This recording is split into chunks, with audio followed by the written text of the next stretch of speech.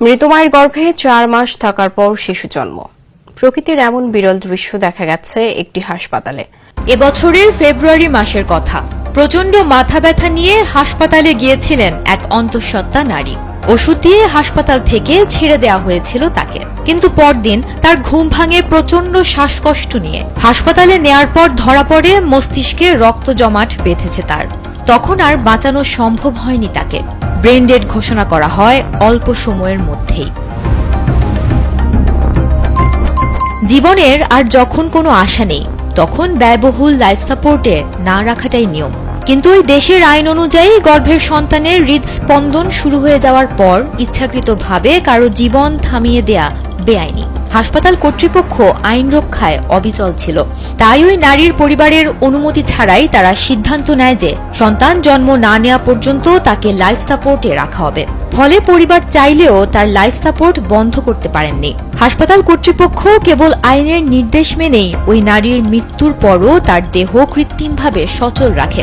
Life সাপোর্টে থাকা ওই নারীর মৃতদেহে কৃত্রিমভাবে শ্বাস প্রশ্বাস, হৃদস্পন্দন ও রক্ত সঞ্চালন চলতে থাকে। এই প্রক্রিয়ায় তার জরায়ুও সচল রাখা হয়, যাতে গর্ভের সন্তান স্বাভাবিকভাবে বৃদ্ধি পেতে পারে। এ নিয়ে বিবিসির করা প্রতিবেদনে জানা যায়, ফেব্রুয়ারি থেকে জুন মাস পর্যন্ত ঠিক এভাবেই চলছিল সব। জুন মাসে সিজারের মাধ্যমে জন্ম হয় সেই সন্তানের। জন্মের সময় শিশুটির ওজন ছিল 2 পাউন্ডেরও কম।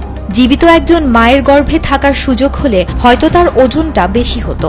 অবশ্য ব্রেন ডেড মায়ের গর্ভে এতদিন টিকে থেকে শেষ পর্যন্ত পৃথিবীর আলোতে যে এসেছে, এটাই অবিশ্বাস্য এক ব্যাপার। শিশুটির জন্মের পর 31 বছর বয়সী সেই মায়ের লাইফ সাপোর্ট খুলে নেওয়া হয় এবং তার শেষকৃত্য সম্পন্ন হয়। অবাক করা এই ঘটনাটি ঘটেছে জর্জিয়াতে। আদ্রিয়ানা নামের ওই নারীর নবজাতকের নাম রাখা হয়েছে চান্স, অর্থাৎ সম্ভাবনা। এমন এক নাটকীয় বেদনাঘন পরিস্থিতিতে জন্ম নেয়া এই শিশুটির ভবিষ্যৎ কেমন হবে তা সময়ই বলে দেবে। তবে সে এক অলৌকিক যাত্রার সাক্ষী হয়েই এলো পৃথিবীতে।